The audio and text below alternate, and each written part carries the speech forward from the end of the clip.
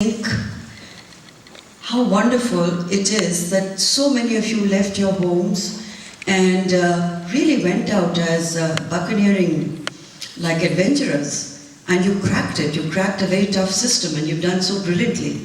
And for those of us in India who look, we're still looking west, by the way. We never think of looking east, which is kind of foolish of us. We should look west and east.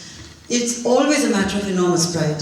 So thank you once again, PK, Nitin of course, Bridget, without whom this place we all probably wouldn't be here, and in cheerful spirits, and Mahavir, and all of you for inviting me.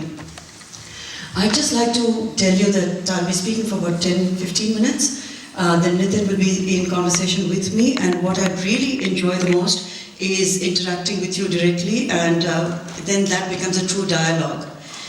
I am as old as India, so in that sense, the change in India is also the change that I see in myself. So at 66, I can look back on a career which has spanned over 45 years and see the completely different mindset when I started as a junior copywriter, earning 350 rupees a month. And before that, I was modeling, and I gave that up when I was earning 15,000 rupees a month just because someone said, hey, aren't you bored modeling? And I said, yes, I'm very bored modeling. Do you want to take a shot at writing? Yes, I want to take a shot at writing. Do you think you could hack it as a copywriter? I can give it a go. Do you think you can turn your back on modeling? Yes, I can. How much are you earning as a model? I said 15,000 a month. In those days, that was a lot of money.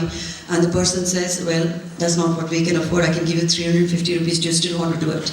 And I said, yes. And I never regretted that.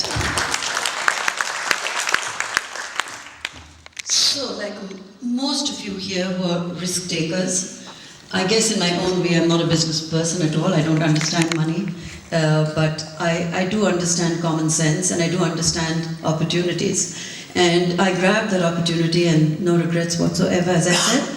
But in today's context, in today's India, when I see the kind of opportunities that are ahead for the next generation and the next, I wonder what life would have been if we had had my generation even a quarter of those opportunities at that time. But despite that, I will not crib and say, oh my God, if I had had that opportunity, I'd probably be in California running a very successful company. I would never have made it in California running a successful company. I simply don't have the skills. But talking about Achhe Din, there are two things that I need to define. And though listening to our sponsor, Rana Vora, listening to the high levels of optimism in what he was saying, and also chuckling to myself when he said he wants to crack a coconut every morning just to hope that everything goes well for him and the deals go through. In India, breaking a coconut, I think those of us who live there, we feel like doing that practically every hour because things change so rapidly and so unexpectedly. That wonderful word called jugaad, I'm sure most of you are aware of it. Jugaad is what in Bombay, in Bollywood, they would call setting. We all become experts at setting because survival depends on your settings.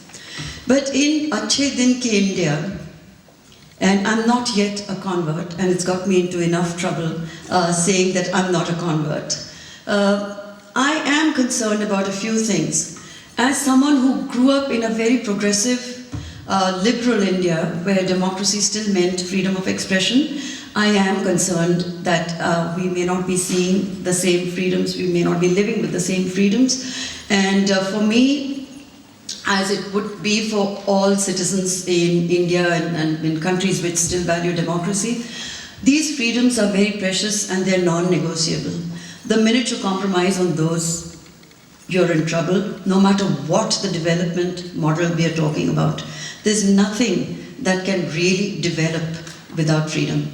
And this is something I feel, as someone who does speak up, it gets me into a lot of trouble, but the right to speak up and the right to dissent. If new governments or any government does not recognize both, then no matter what other policies are in place, I don't think those policies are healthy in the interests of growth and development. So the D word for development, which we constantly keep hearing, which gets tossed around so much, without anybody actually spelling out what that development means. Now, I know that I'm sure Praveen Gandhi will have a better perspective on exactly what development means. Being a business person and also from Gujarat, he'll be able to tell us more than I can. My name is Gandhi. And the name is Gandhi.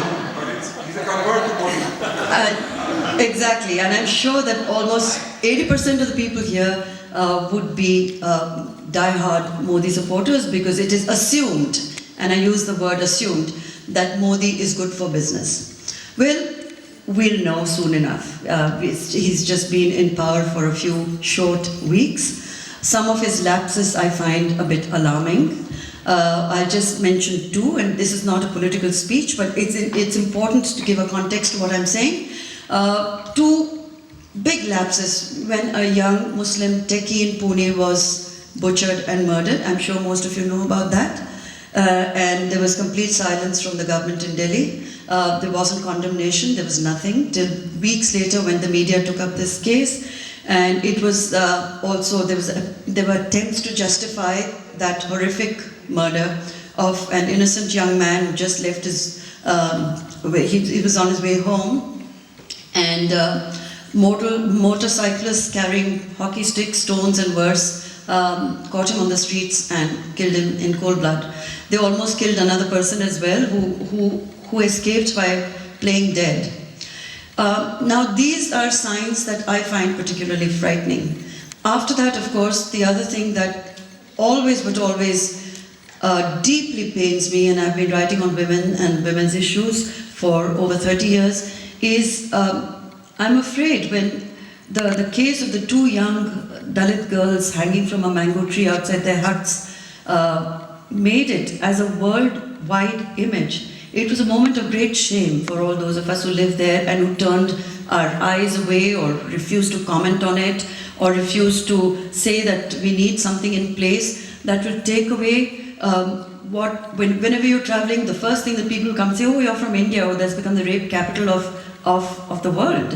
When you hear that, when you look at the statistics, and you still feel that there are ministers in the cabinet right now, one of whom was accused of rape, to say that it's simply not important is to devalue what women mean in today's India. In a patriarchal society, finding a place for ourselves has always been tough enough. To struggle against age-old prejudice, to struggle against gender prejudice also at the workplace, tough. Combine that with urban crime against women in cities like Mumbai, which you least expect. It's the city that was the friendliest towards women professionals for the longest time. For 50 years, it's been the city which has always nurtured women in the workplace. To see rapes, the Shakti Mills rape case in Mumbai, for example, taking place without the level of protest that one would expect, that is again something I find alarming.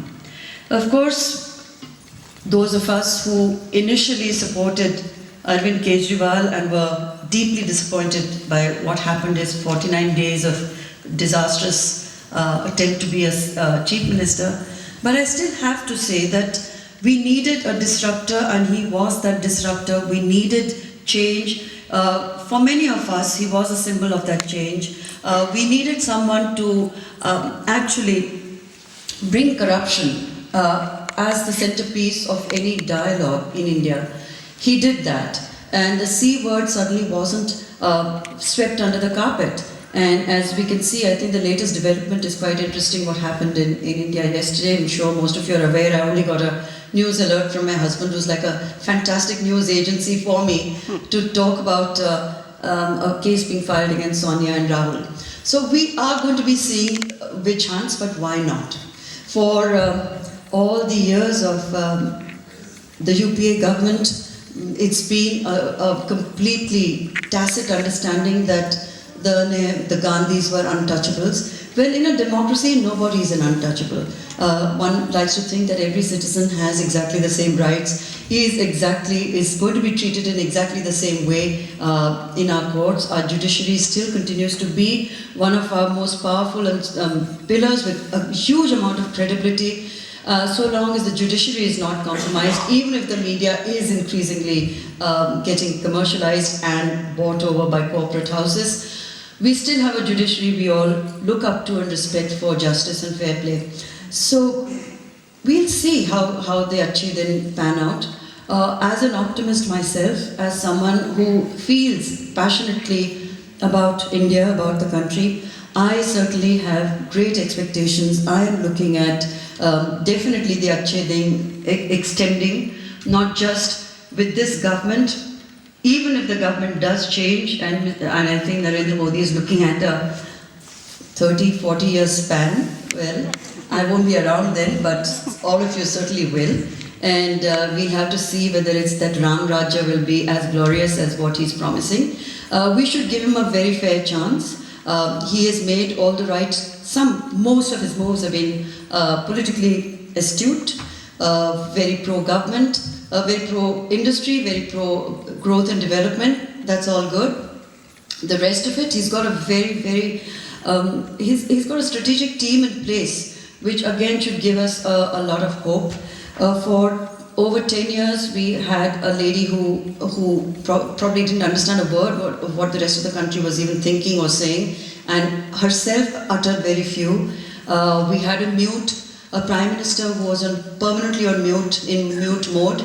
So we had not a clue what he thought or said or believed, or that whether he even cared, or whether he had advisors around him other than a not terribly brilliant Rahul Gandhi, who I'm sure all of you must have watched during his Montessori interview, where one's heart went out to him and we felt like really protecting the lad and saying, what made you do it?